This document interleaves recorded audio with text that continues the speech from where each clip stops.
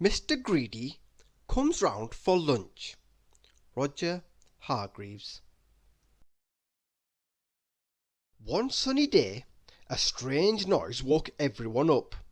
Rumble, rumble. What could it be? Might it be an earthquake? No, it was just Mr. Greedy's tummy rumbling.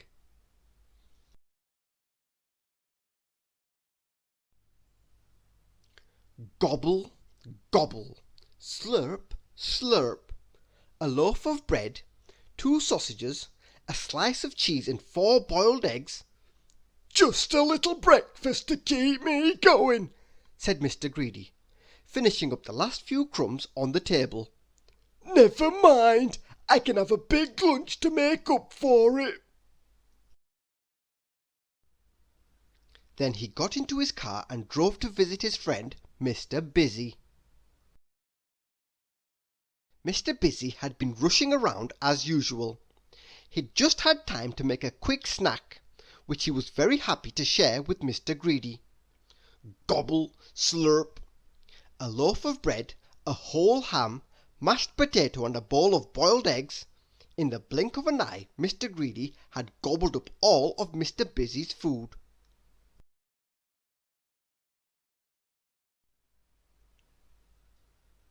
"Mr. Greedy is so greedy," said Mr. Busy. "He's left nothing for me." But Mr. Greedy didn't hear, because he had already gone to see his friend little Miss Dotty. "Do come in," said little Miss Dotty. "I've just cooked a chicken. Let's have an early lunch." Gobble, slurp.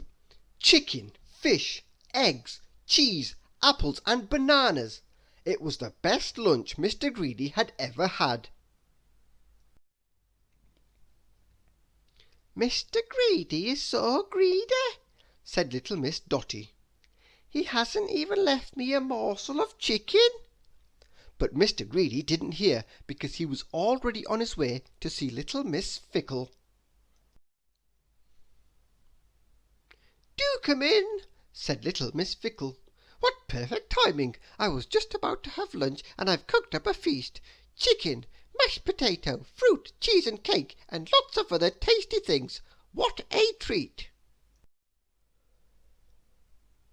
Once again Mr. Greedy made the most of the delicious meal that his friend had cooked.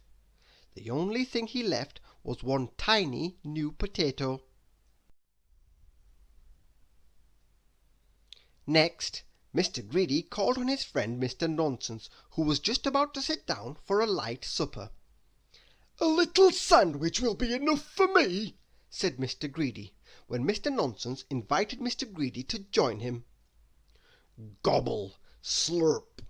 Mr. Greedy ate an ice cream sandwich, a sausage salad, jam soup, a carrot milkshake and bananas and mustard. And when that was finished, he ate every last crumb in Mr. Nonsense's cupboards until there was nothing left in the house at all. The friends had had enough. They met and decided that Mr. Greedy needed to be taught a lesson. "I've got an idea," said Mr. Busy. "Let's all meet at my house tomorrow for a completely different kind of lunch." "Help yourself to some chips, Mr. Greedy," said Mr. Busy, the next day, handing him an empty dish. "Do eat," said Mr. Nonsense. "Will you have some more peas?" suggested little Miss Dotty. "You must try this delicious jelly," said little Miss Fickle. But all the plates were empty, completely empty, and yet everyone seemed to be having a wonderful meal. Mr. Greedy didn't know what to make of it all. Was he dreaming? Was his hunger playing tricks on his mind? Confused, he pretended to eat just like the others. At the end of the invisible meal, he thanked Mr. Busy for the delicious food and went back home.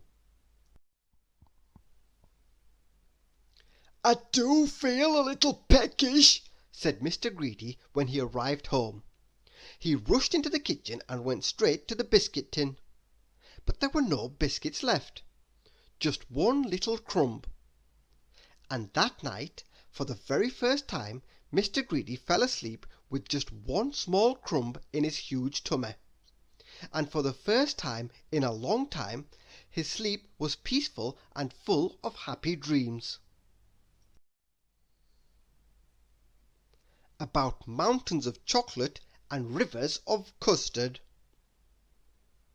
Thank you for listening.